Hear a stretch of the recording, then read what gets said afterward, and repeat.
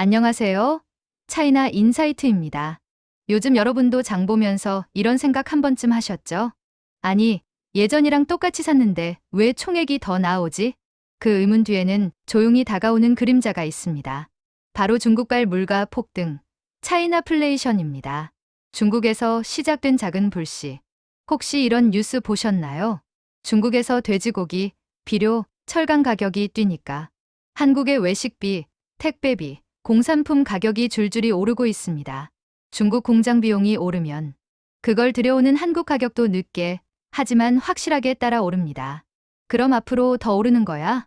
많은 분들이 이렇게 불안해하시죠. 하지만 걱정 마세요. 위기 속에서도 생활비를 지키는 사람들은 분명 존재합니다.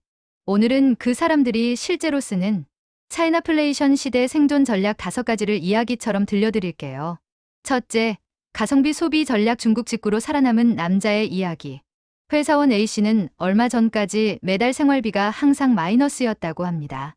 그러다 우연히 알리익스프레스에서 평소 사던 생활용품을 반값 이하로 구매한 경험 이후 완전히 다른 소비 세계를 알게 되었죠. 특히 충전기, 케이블, 이어폰, 생활잡화 같은 소모품은 한국에서 살 때보다 절반도 안 되는 가격. A씨는 이렇게 말합니다. 리뷰만 잘 보면 불량도 거의 없어요. 한 달에 5만 원씩 아꼈습니다. 여러분도 가성비 소비는 정보력 싸움입니다. 가격 비교, 중국 쇼핑데이, 판매량 체크. 이 작은 습관들이 큰 절약을 만듭니다.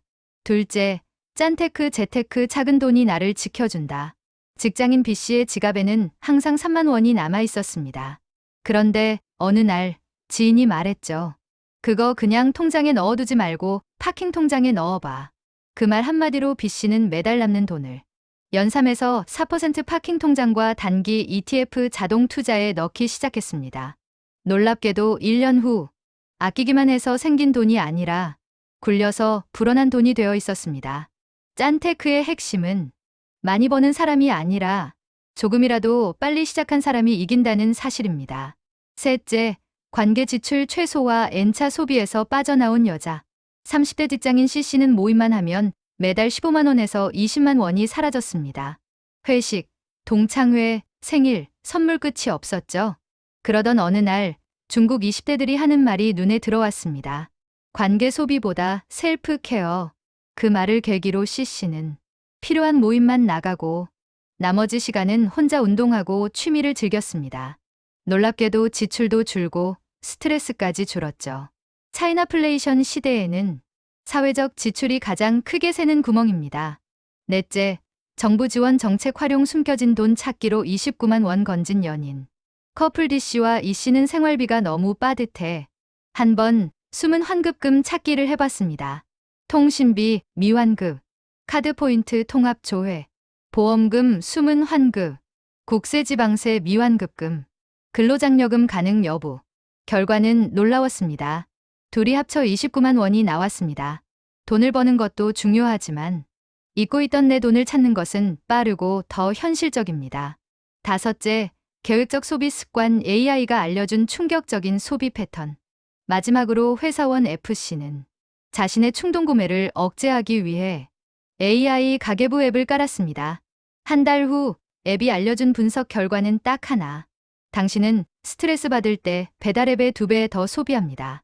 이 깨달음 이후 그는 장보기 목록을 미리 적고 배달앱을 지우는 대신 냉장고에 이번 달 목표 금액을 적어 붙였습니다.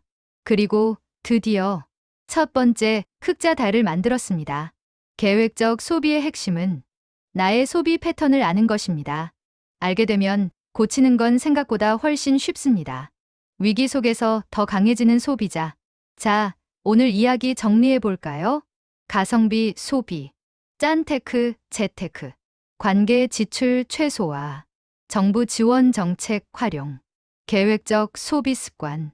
이 5가지만 잡아도 차이나플레이션 시대 생활비는 충분히 지킬 수 있습니다.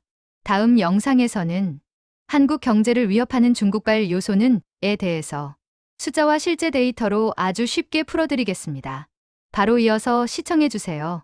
지금까지 차이나 인사이트였습니다.